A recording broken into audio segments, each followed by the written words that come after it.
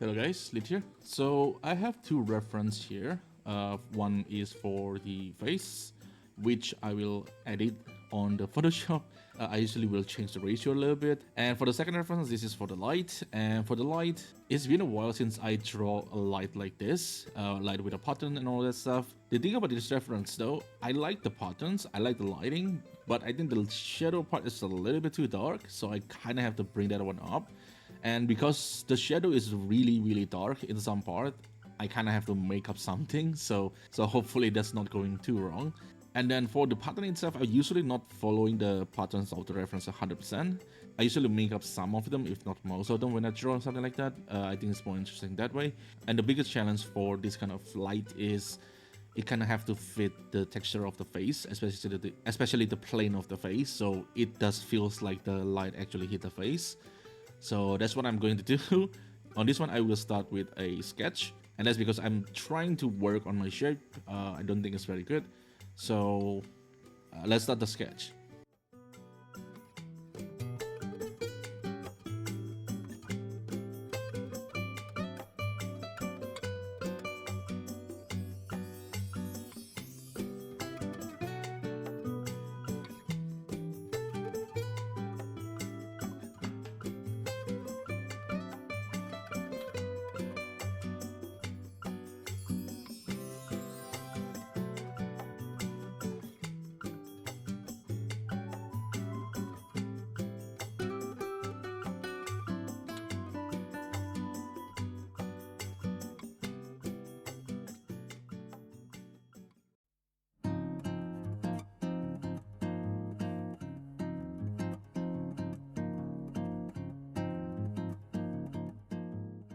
So I like to work from background to foreground.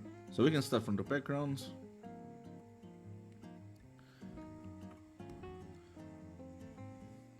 And we can set the layer of the sketch to multiply. So you work on the rest of the layer. And the background, I'm just going to put it this color. It's greenish, quite dark. And I will see how things goes, if we need to darken it, if we need to lighten it. I'm still not really sure yet. And this is the phase where I will try to figure out. And the next one will be this hair over here, which should be quite dark because this is on the back. And I'm not going to worry too much about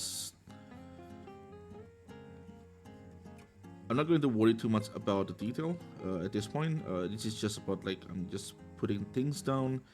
And sometimes I do like to put like the color in. For example, like this one is a little bit bluish, but still pretty gray since this is mostly darker. I'm not sure how dark that I want it to be. So I'm just going to lay out some things. I know there will be some light on the down here, so I'm going to add like a little bit yellow orange. And I like to put color right away, just simply because it allows me to kind of see how things goes, and I have to do it anyway, so you know, why not. So I think this one is a little bit too light, so let's darken it a little bit just to keep it close to the background. And if we need to lighten it, we can lighten it later on. And the next one, let's do the faces. The faces, I already have some idea in mind. So let's just begin with like some neutral color, like somewhat reddish stuff here and there. And the base color is really up to you. It doesn't have to be like a specific color or anything like that. It's just something that try to block out things first. And sometimes I do start with like immediate color that I want it to be, because sometimes I do have that in mind, but just for the sake of the video, so it's not being too complicated. So I will just start with this, and then I think I do have some idea in mind. So I think I will put something like purple or even bluish on this one. That's a little bit way too light. Need it to be dark because this is the shadow part. So I'm just going to lay things down. Not really think too much, just want to put things down. Maybe a little bit blue here, And I know this part will be the light where the light hits, and I think it will be warm. So let's start with something a little bit more orange. And of course there will be a shadow because of the hair, but we can take care of that later. We can just do a little bit red here, but I do want this part to be a little bit light, because this is where the light will hit. Not really thinking about like the light yet, but I just want to give like most of the information, especially on some certain area. Like this one is a nose, I want to be a little bit more saturated, and I think we need to darken that part a little bit more, especially on the transitions over here.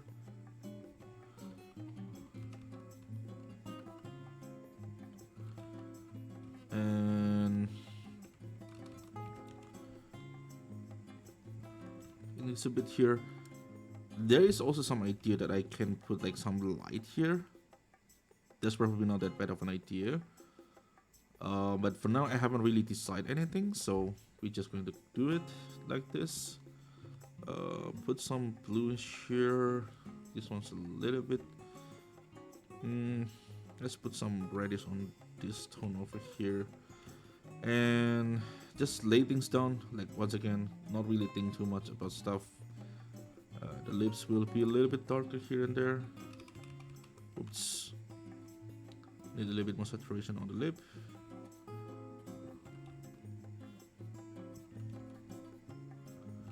And I think the light I will put it here. And there will be some transitions here, so let's put something a little bit more saturations. I like to put saturations on the area that I know that I will transitions there between like the light to shadow. That's kind of help a little bit. So let's just put it down. This is obviously way too saturated, but when I put things down, more color down, it will desaturate by itself. It's not, I don't think it's how it works on the traditional instrument. Like if you use a real pigment, it's not going to work like this. But since I'm working on a computer, in digital computer, most of the time when you start to put more colors, it starts to desaturate. And just put a little bit more light here.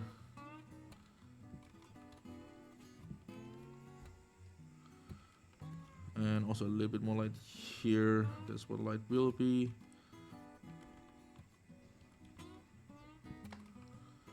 And this part probably need a bit darker. This is where the plane turns back. And then I think we're going to stay with this one for now. And then the next one will work on this hair over here.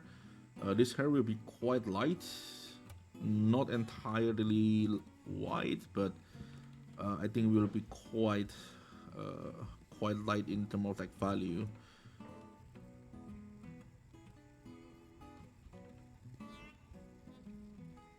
And for this hair, this part will be a little bit darker because it will like fade into the back, because this is I mean, if you want to imagine, this one should be like this. Oops. So this one should look like this if you want to like make a grid or something like that. So this part will be a lot darker or something like that. So I'm going to put like something a little bit greenish maybe. And